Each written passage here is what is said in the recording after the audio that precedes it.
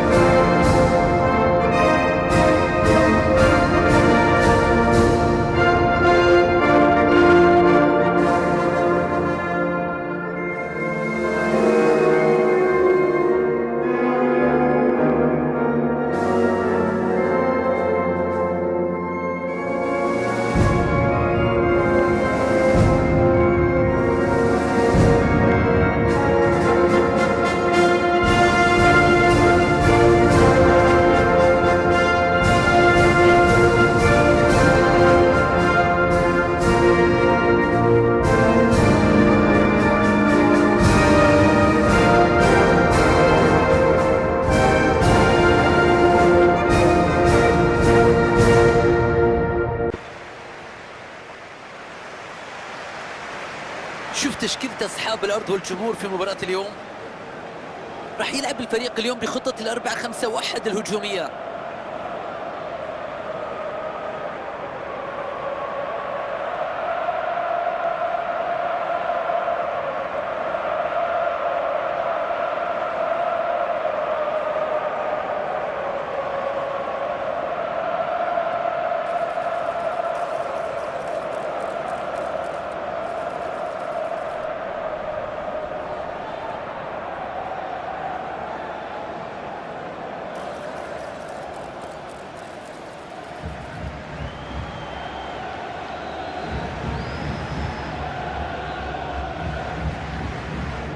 استعرض الآن التشكيلة اللي راح يلعب فيها المنتخب الفرنسي أمامكم على الشاشة. مايك مينيا في حراسة المرمى، سليبة سيلعب إلى جانب أوباميكانو في خط الدفاع، وكيليان امبابي سيلعب في الهجوم.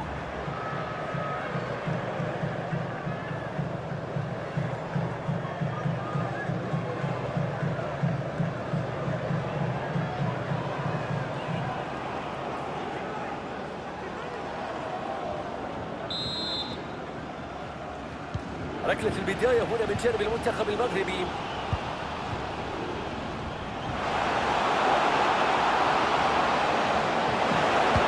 زياش داخل المنطقة، وبمبدأ الأمان تتشتت الكرة. مساحة على طرف الملعب أمام فرنسا. كرة بشكل جميل.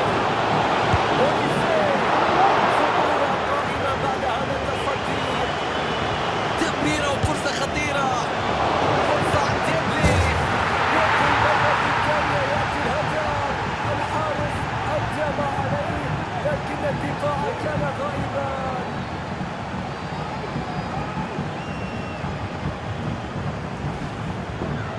نشوف الهدف من جديد. ركز مع التسديدة الأولى لأن في رأيي كانت مفتاح الهدف. تسديدة كانت على القائم البعيد، كانت صعبة على الحارس للتعامل معها بشكل سليم، لكن المتابعة أكملت الكرة في المرمى.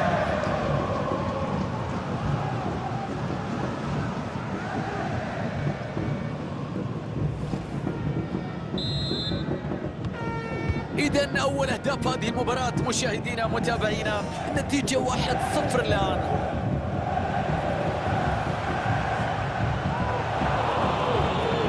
يفتك الكرة في هذا المكان والضغط يتواصل، والخطأ يحتسب هنا لمصلحة المنتخب المغربي. من هذا المكان يحتاج لتنفيذها بالتأكيد للزملاء بالشكل الصحيح حتى تشكل خطورة على المرمى.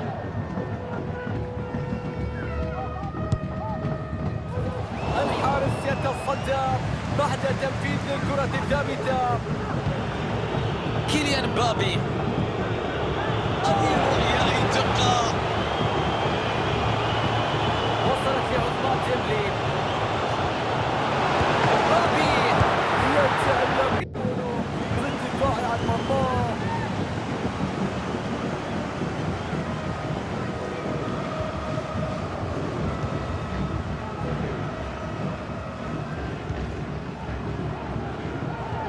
كرة تقطع من جانب المنتخب المغربي.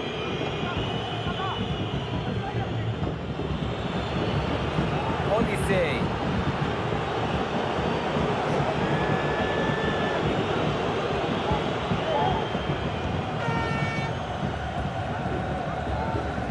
سفيان مرابط، فرصة لهجوم مرتد في هذه اللحظات. كان ممكن فرصة لاستغلال الهجمة المرتدة بشكل أفضل.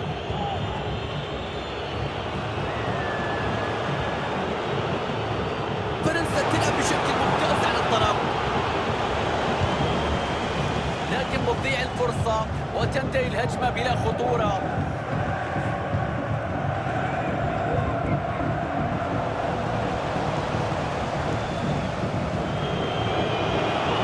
مرور جميل من ديمبلي. هذه كرة هدف. حارس المرمى يبعدها عن مرماه.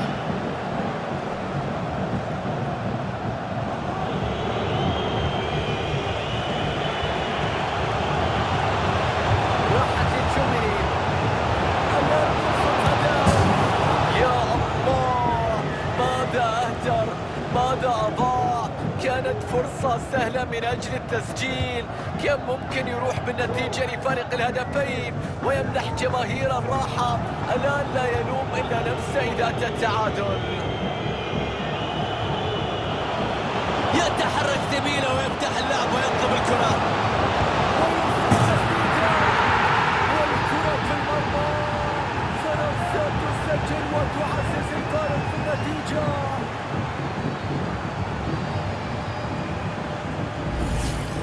شوف إعادة الهدف، مرور جميل من المدافع، بعد ذلك ترسل تسديدة قوية. الكرة راحت في المرمى، صعبة جدا على الحارس.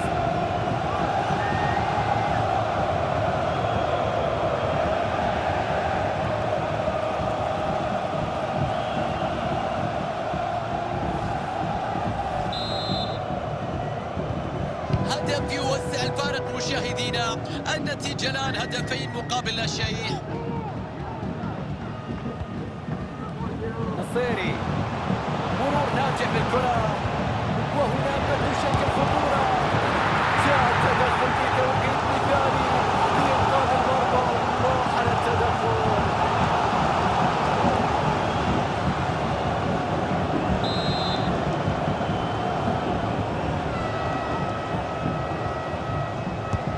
بيرفعها في وسط 18. ابعاد سير الكرة في هذه اللحظات. رأسية بتروح بعيدة عن المرمى، ما عرف كيف يوجه الكرة بشكل مثالي. شوف الكرة رأسية، وبالتأكيد تحتاج إلى موهبة، إلى مهارة حتى يوجه اللاعب.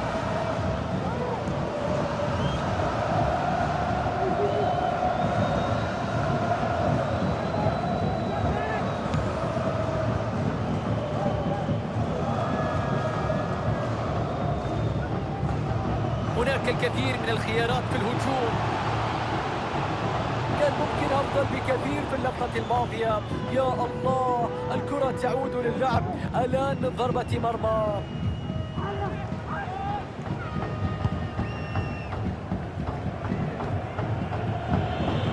أوليسي، ضاعت الكرة من فرنسا.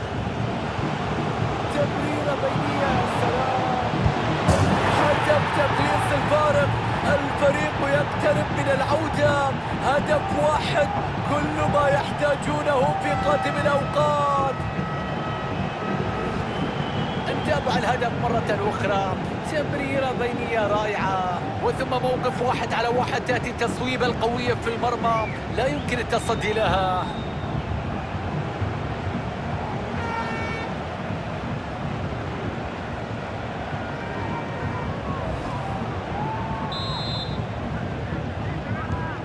النتيجة الآن 2-1، والكرة تعود إلى منتصف الملعب.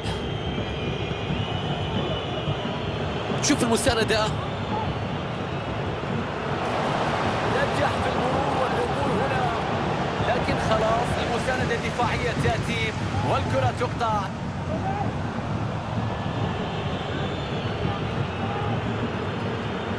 مساحة على طرف الملعب أمام فرنسا. تسديدة رائعة، ممتاز التصدي من حارس المرمى.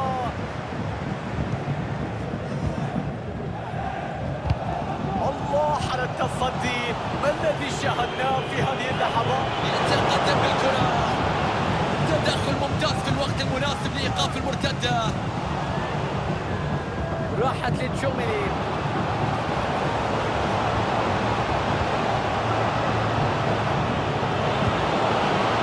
تسديدة قوية لكن بعيدة جدا عن المرمى. لقطة سيئة جدا في المحاولة الماضية.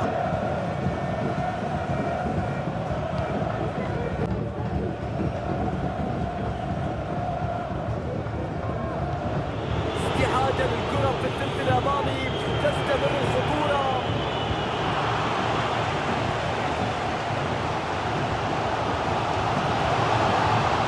يوسف النصيري، هذه هي فرصة هدف.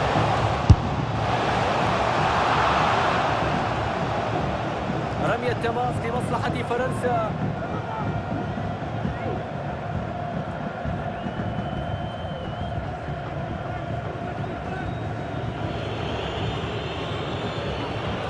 الشوط أول شارف على النهاية، وأصحاب الأرض بحاجة لاستفاقة في هذه المباراة. نتيجة ليست بعيدة والفارق في المتناول، وبلا شك العودة ممكنة. مستحيل تضيع الكرة بهذا الشكل. كرة كانت مركونة تلعب أمام المرمى، لكن تذهب بعيدة جدا عن الشباك.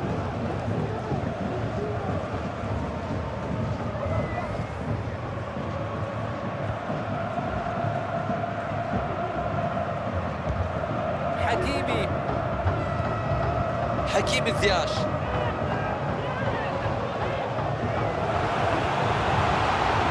تقدم بثبات نحو المقدمة. إبراهيم دياز، يعودون في النتيجة من بعد التأخر بهدفين، وبعد أن ظن الجميع بأنها انتهت في هذا اللقاء. نشوف الهدف من بدايته، شوف كيف تجاوز المدافع بشكل سليم. بعد ذلك الإنهاء، أي تسديدة ذهبت مباشرة. هدف جميل وتسديدة أروع.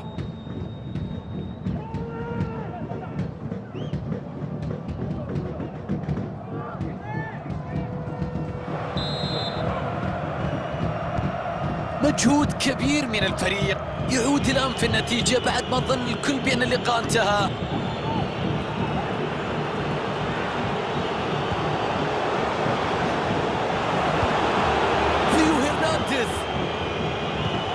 تصل امبابي،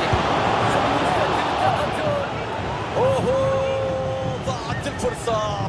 تسديدة قوية مرت قريبة من المرمى، كانت تحتاج إلى دقة أكثر في اللقطة الماضية من هذا المكان القريب.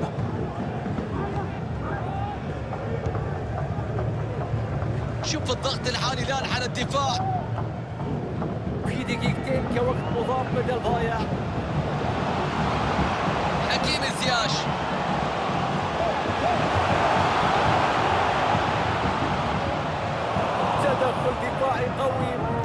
الاحتكاك لهذه الكرة في المناطق الخلفية.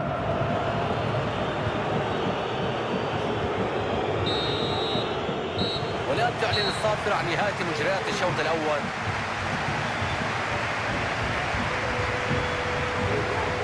الإحصائيات تظهر بأن اليوم كان خارج الخدمة وأن قدم مباراة للنسيان. ما شاهدنا أي لمسة في الهجوم تصنع الفارق. وجود اليوم كان غير ملموس في الملعب.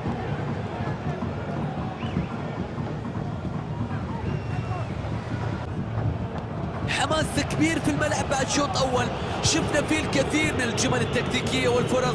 نأمل الآن بأن يواصل الفريقان طريقة اللعب في شوطها الثاني. تشاوميني، جوليس كونتي، مبابي، مساحة موجودة. تصدي ممتاز.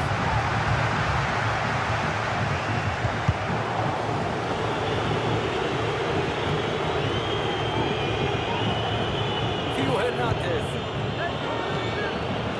ساليبا، ثيو هرنانديز محاولة للوصول إلى المرمى. اتجه بعمق الملعب. ثيو هرنانديز تصدي بكل ثبات. الآن فرصة كبيرة في الهجمة المرتدة.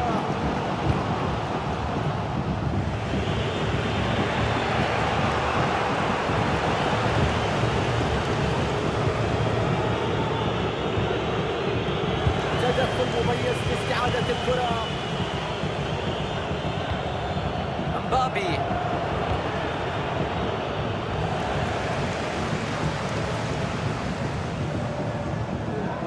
تدخل ناجح على الكرة. الآن تصل المساندة بالنسبة له.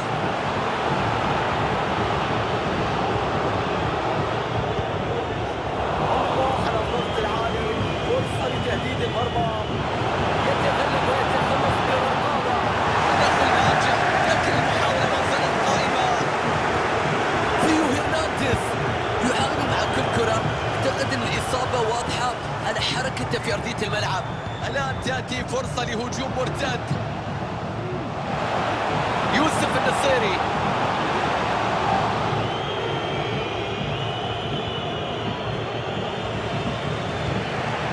ساليبا،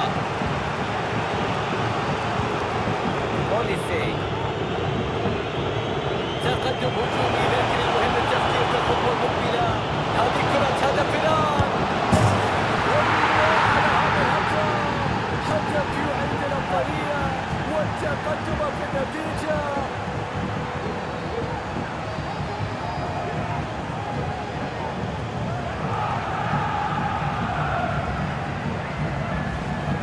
شوف في حالة الهدف، جول جميل من المدافع. لم يكن هناك أي شك في هذه اللحظة. موقف الواحد ضد واحد وطبيعي تكون الأفضلية لتسجيل الهدف هنا، وبلا شك في مهارة في وضع الكرة داخل الشباك.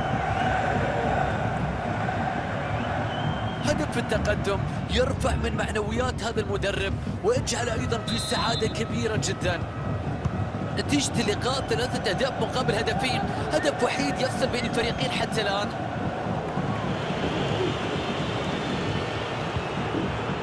تشاوميني، هجوم منظم من جانب المنتخب الفرنسي. فرصة تسجيل ديمبلي. يضربون مرة أخرى. هدف آخر بيريح الأعصاب، بيوسع الفارق، بيزيد الأفراح. انظر كيف يبدأون بقوة. تابع الهدف الآن، شوف الكرة اللي يلعبها الفريق، شوف الضغط، شوف الأسلوب الرائع. عمل مميز وتكتيك نتج عنه هذا الهدف.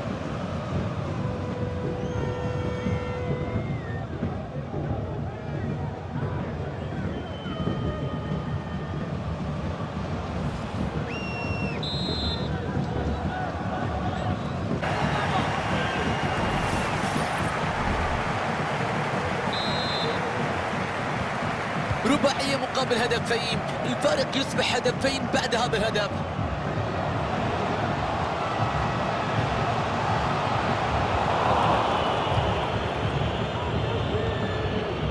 ساليبا، كوني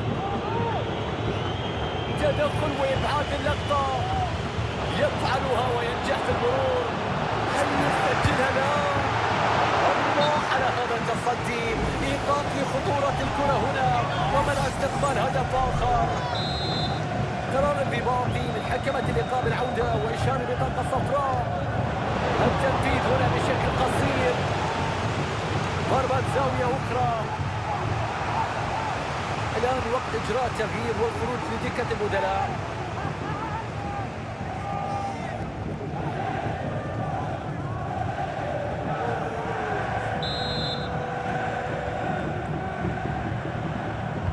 تلعب الكرة قريبة ولا مع رافيو، كرة للتسديد الآن. هدف يأتي ليوسع الفارق ويزيد الغلة ويؤكد القوة الهجومية.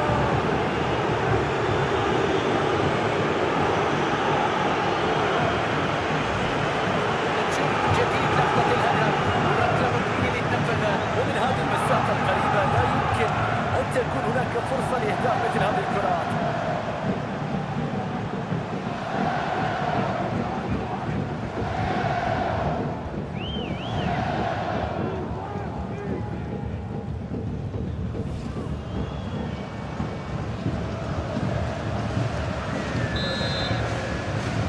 تعود المباراة مرة أخرى وهي فرنسا في طريقها لتحقيق نتيجة كبيرة اليوم. وصلت لعثمان ديمبلي، فرصة تسجيل ديمبلي. يا الله على كرة في المرمى. ما هذا الأداء، فارق الأهداف الأربعة الآن.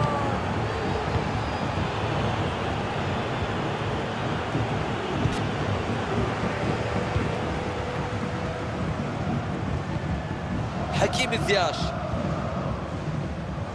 شوف المساندة.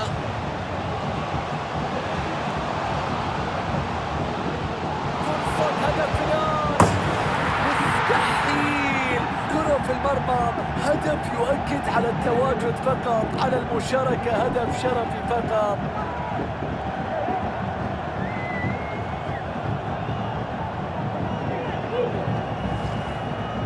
مع إعادة للهدف نشاهد الانطلاقة المميزة والمجهود الفردي الكبير في المرور حتى لحظة التسجيل.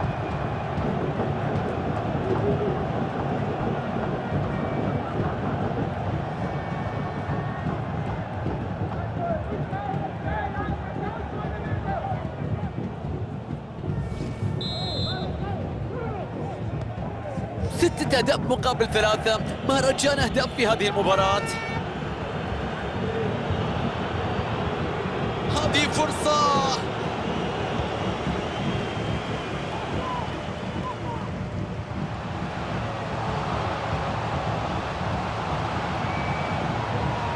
ملعوبة حلوة، فرصة للتسديد. والحارس يشتت الكرة في هذه اللحظات.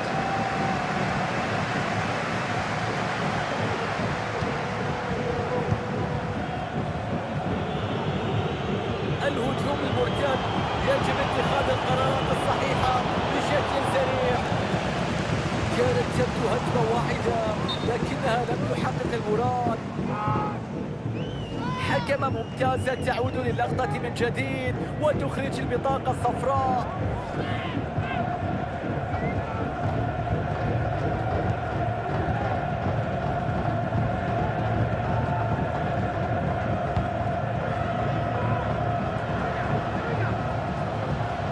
فرنسا تسيطر على الكرة في هذا التوقيت. روعة كبيرة في الانطلاق بالكرة، تحرك ممتاز للاعبين لدعم الهجوم. وإتاحة الفرصة هنا أمام فرنسا. حارس المرمى يسيطر على الكرة بكل هدوء. نلعب الآن في الدقائق الثمانية الأخيرة من عمر المباراة. إبراهيم دياز، انطلاقة ممتازة على طرف الملعب والمساحة موجودة.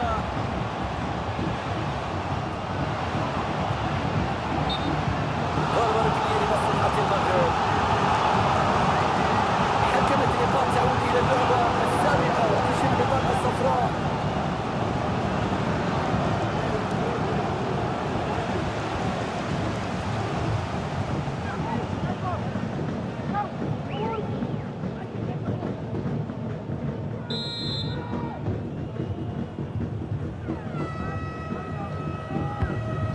ضمن كرة الوسط 18.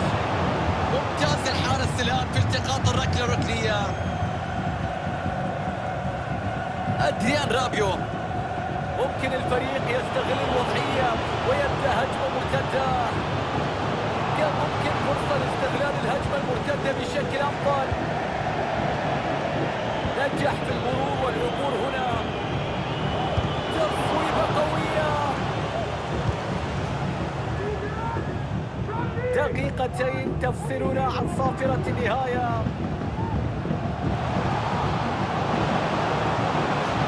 هنا يظهر الحارس ويتصدى.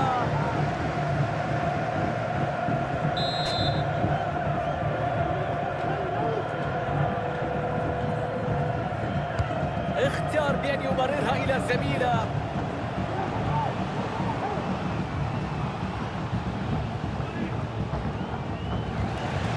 فرصة لكرة مرتدة سريعة.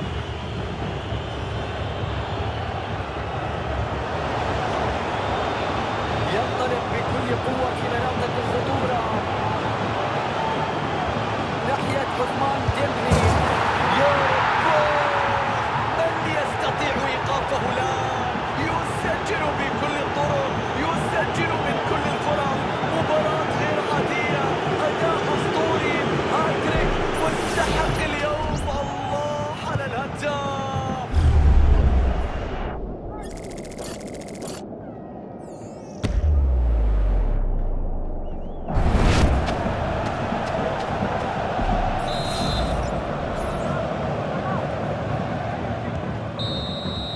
وتنطلق في هذه الأجواء الصافرة وتعلن عن